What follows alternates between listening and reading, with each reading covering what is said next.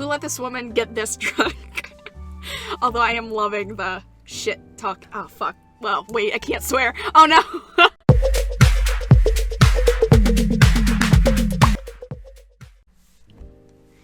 Here we are, back at the bar, in the letter. We're trash-talking the Wrights. Well, we're trash-talking Luke, and Marianne is being very much gay for Hannah, but honestly, like, how could she not? What do you expect? She's smashed. Why am I even doing this? This is getting me nowhere, G. She's not a reliable source. The chief, let alone the courts, aren't going to take the word of a drunk. This'll be dismissed, and I might be in trouble if they try to argue that I coerced a testimony out of her. This is a fucking train wreck. You're a fucking train wreck now, if you ask me. Stop! We can't swear in the first minute. Damn it! Well, what does it even matter now? This is the second time recording and opening because I swore like 40 times. I was like, oh wait, I can't do that. God damn it. Maybe it's about time you apply the brakes and stop for a bit. The wave of despair that comes over the both of them is palpable. If feeling had a taste, it'd be bitterer than the beer I'm full of. And it gets me thinking. The thinking doesn't get me far with too much shite in my system. You know that's not an option. Thanks for being patient, McCullough. Good luck with your work on that mansion. Speaking of that mansion, there's something going on in that place. Something. As ocht day! No wonder Mr. Wright likes it so much. It's as fishy as he is. Rotten bloke. Maybe that Santos girl is really onto something, eh? Suspicious shite, I'm telling you. Explains why she's so reluctant. Ew, don't mention Isabella. What do you mean that Santos girl is onto something?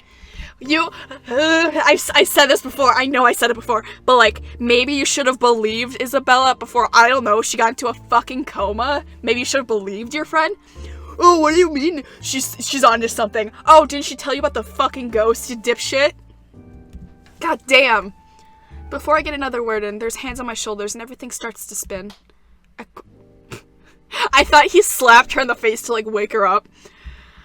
I quickly slap his hands away the best I can and send him the foulest look I can muster. Take your hands off me, pipsqueak. I'm not a lady who's shaken or stirred unless you want me upchucking on your pretty hair. But it's just like I said. Are you sure you aren't brain damaged or deaf? Don't be rude, Marianne. Santos girl from BRC showed us this creepy letter. You know, just like those spam stuff you get in your emails. And we thought it was some joke or that the girl was just a bit too green to handle a big sale like that. You should have seen the look on their faces when they saw it. Whiskey, that's Luke fucking Wright, you get me? And the missus didn't look too happy either. I should have taken a picture and posted it everywhere. She's so different when she's drunk, and I'm living for it. When rich snobs give you that face, no wonder the Santos girl went all mental on us. Working with them does that, you know? I think I'm about to. I'm not mental yet, am I? Not yet. Anyway, just like I said, in that man... Hey, you okay? Holmes? You're looking a bit shaky yourself there. And he really is pale. Paler than before, at least. I could see the gears turning in his head on overtime. Suddenly he shoves a card in my hand. On it, his name, Ashton Frey, and his number. But he has second thoughts as he grabs it from me and slips it into his pocket. You're cute, pretty boy. But I prefer blondies. Obviously. Well, you're not exactly my type either, lady. Shit. What's your type But then? listen to me. If something comes up, don't do anything rash. If you think you're in danger or if you see anything suspicious, call me and the authorities as soon as possible. Don't do anything rash. Like I made Zach do. Oh god. Zach! You understand me? That's 99... I know what the damn emergency number is. Right, 999. Good. That's my favorite game series. I loved 999, the nonary games. Anyway, I have to run. See you, G. The guy is quick on his feet, already up and at him as soon as the number leaves his lips. Watching him as he maneuvers through the crowd of the other pub goers is enough to tire me out. Fast as he can, he's at the door and throws us a smile. And that's all we get before he's gone, just like that. Oi, what about your drink, boy? I'll go put it on your tab then. Holmes boy always like that, G? Pretty much. But what about you? I suppose I'll put your drinks on your tab too. Don't want you to spill your wallets when you look like you're close to spilling yourself. Yeah, and if it's fine by you, I think I'll go take a bit of a cat nap here. Just for a sec or two. Go right ahead. What? I'll wake you when I close up shop. Is that allowed? Hello, is this allowed? Okay, I guess we're just... Okay. Mumbling a sleepy thanks, I doze off on the spot, face pressed on the counter. Already, I dread the pain I'll have for sleeping in this position. But when you gotta go, you gotta go. Yeah. Hey guys! What's up, girls? What's up? Listen. I'm ready to fuck. Oh, Marianne! Oh, God. How long have you been standing there, dearie? Come join us, Marianne. We won't bite. Unless you ask, that is. Not that I can't get much sleep to begin with. Oh, okay. Is that it? No fucking? Okay. I was hoping to have a fun orgy. Two people... Oh, two people. Do people ever have a feeling that they're working on something they really enjoy, but still it eventually tires them out? Yes. Yes, that's the life of an artist, hon. Because honestly, I've been feeling like this. You have certainly exceeded expectations, Marianne. Everything looks so marvelous, and in such a short time, too. Though moments like these make all the hard work worth it. Definitely. Well, I can't take all the credit. People have certainly been enthusiastic about the idea of working on the Wright mansion. There won't be any more problems unless Mr. Wright has any more objections about the second bedroom. Oh, no. We proceed with that room as planned. I already agreed to him having his greenhouse and his vineyard and his stables.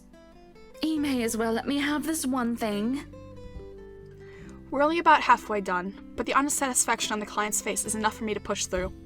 Let's face it, in between my exasperation at Mr. Wright's antics and her, I've been burning the candles at both ends. I can't even close my eyes without seeing a dead girl's face. Dead girl. Dead. She's dead. I have to keep reminding myself that, burying my feelings as deep as they've buried her body, 6 feet under.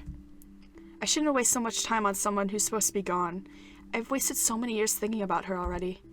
There should be no need to bother myself with the dead, when I should be bothering myself with the living.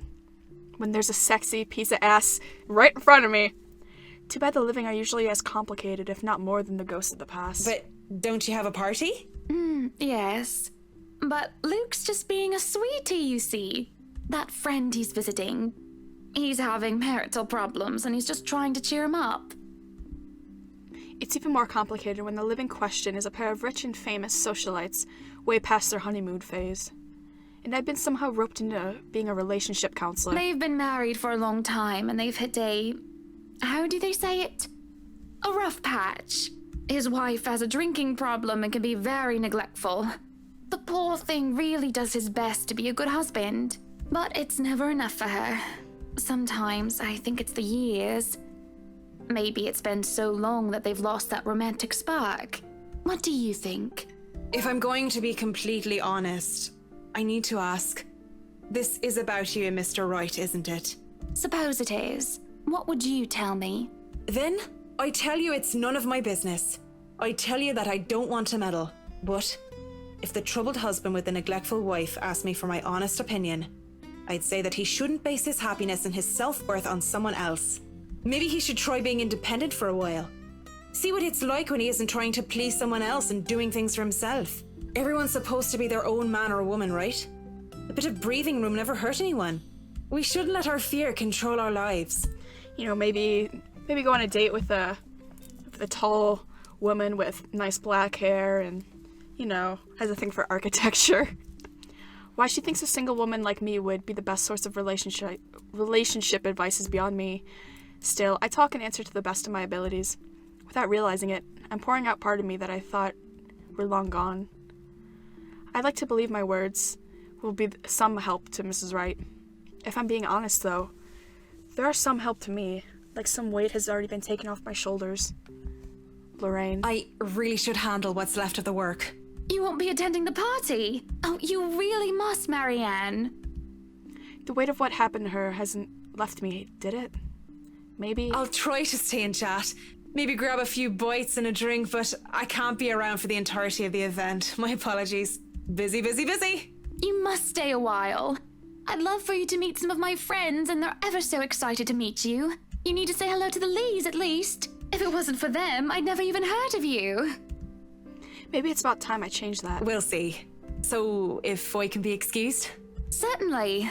You'll have to excuse me as well. I must attend to the party before any early birds arrive. Because, believe me, they will throw a fuss if things aren't ready, even when they're not supposed to be here until an hour later. That's really early.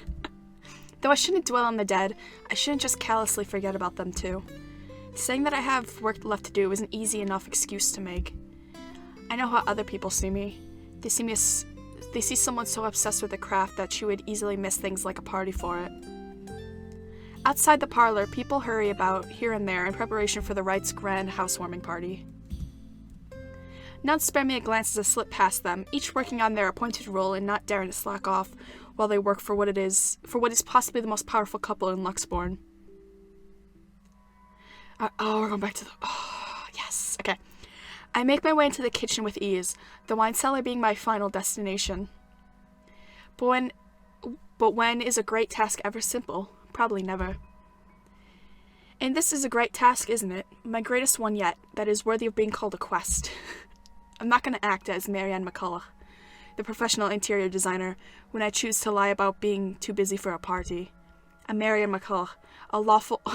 Yeah! Get it! I forgot she likes D&D. Get it, girl! I'm Marianne McCulloch, a lawful neutral cleric with 9 points of wisdom and 8 in charisma. Just thinking of it like that makes it a bit cheesy. But it helps me with the fear. It helps me overcome the insane thought that I'm actively seeking out something that has been plaguing me for years. I might face my worst nightmares, or I might see nothing and find my self-imagined grand quest fall flat. And who would have thought the gatekeeper to my final quest would be someone I thought would be a valuable ally? Schnell! Hurry up, you snails! We are on a deadline and you are wasting my time! The butler comes from the cellar and into the kitchen, tailed by a couple of others. People who I assume are more likely chefs than bartenders. He raises a brow, seeing me standing there by the trap door. It almost looks like he's going to throw me out for being in his kitchen without permission. But then, he motions for the others to disperse and familiarize themselves with their surroundings. Meanwhile, he continues to stand there, preventing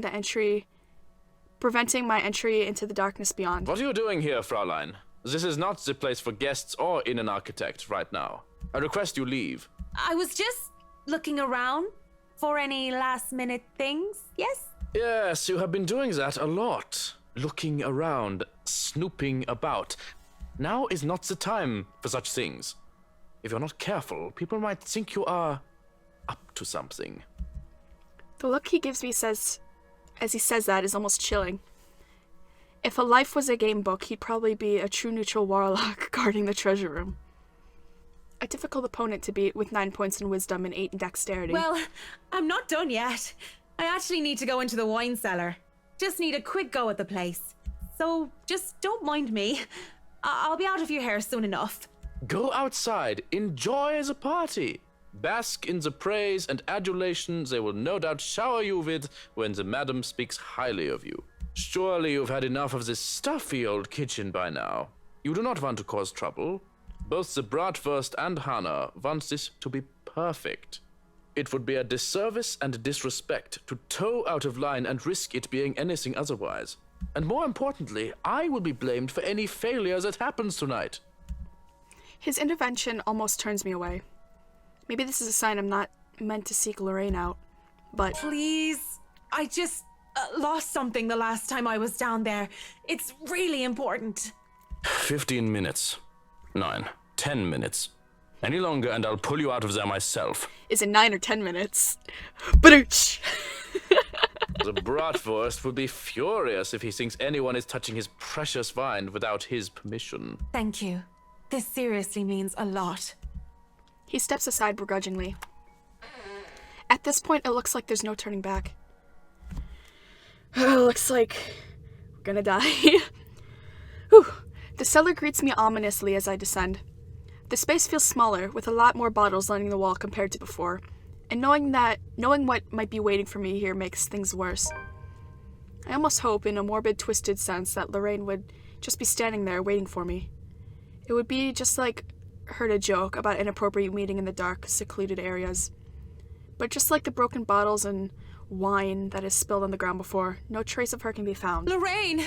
Where are you, Lorraine? I miss you, you know? Only silence replies. Funny that when you want to find something, that's the time when you can't. The thought that I wouldn't be able to see Lorraine one last time fills me with such despair. Sure, it was crazy to come here willingly in the first place, but all I'm really looking for is closure. And if I can't see her the last time, then all I can do is offer her a prayer. On the verge of tears, I kneel in the middle of the dark, damp wine cellar and put my hands together in prayer. May God grant her eternal rest and... That is when I hear her laughter fill the air. It rings along the walls until it echoes in my head. And like a siren song, it draws me in before... Let me try that again. And like a siren song, it draws me in before it comes to stop upon reaching a dead end. Ooh, could it be an adventure then? A secret passage? There must be a hidden switch somewhere. Go look! This is the most interesting thing you've done by far. A secret entrance. Although the idea in and of itself is insane, only makes this entire endeavor even more perilous, but I need to find a way to open it. Already I'm running my hands against the wall in order to find some sort of hidden switch. It didn't give when I tried to push it open before, and I doubt that would have changed anytime soon. But if there's a door, there's a way to open it, hopefully without needing to break it down. A shame I can't roll for perception checks in real life. It's such a silly thing to say out loud. Though there is no amusement on my face, and I do check, glancing in the mirror from the study. Oh, I didn't even realize the mirror was down there. Oh, a sanity check would be more fitting right now, wouldn't it? Ooh. I mean, how long have I been down here searching for the switch of a hidden door? In order to find a dead girl, no less. It isn't only unreasonable, it's insane. At this point, they'll find me clawing at the walls using my nails to try to see if there's any grooves or catches I might have missed. I'm surprised I haven't got past the 10 minutes that was given to me, and that I'm not being hauled out of here. I don't want to bank on a chance that I have more time, although I know it's... I really shouldn't let these kinds of things bother me too much right now. If I don't continue looking, there's no point in me going down here. Dirt and rocks stick underneath my fingernails as I search, but there, a section of wall about the size of my palm, and just as well hidden as the hollow wall is a switch, or a button rather. Face it, Tigress. You've just hit the jackpot. The excitement I feel at the discovery finds me pressing it without a second thought. But when a click echoes in the air and the hidden door creaks open, I stop. What should I do? We're going in, obviously. Like, I'm gonna be jump scared, but like... Yeah, I'm gonna be jump scared and I might, die, but I gotta know, right? Whew. No time like the present, eh? I have to hurry up and... I turn around when there's a crash. In my haste, I bumped into the mirror, making it fall to the ground and shatter in 100 pieces. And shit. I hope it isn't an original piece. I don't think my insurance will be able to cover it. I could probably find an imitation and replace it in... What the fuck?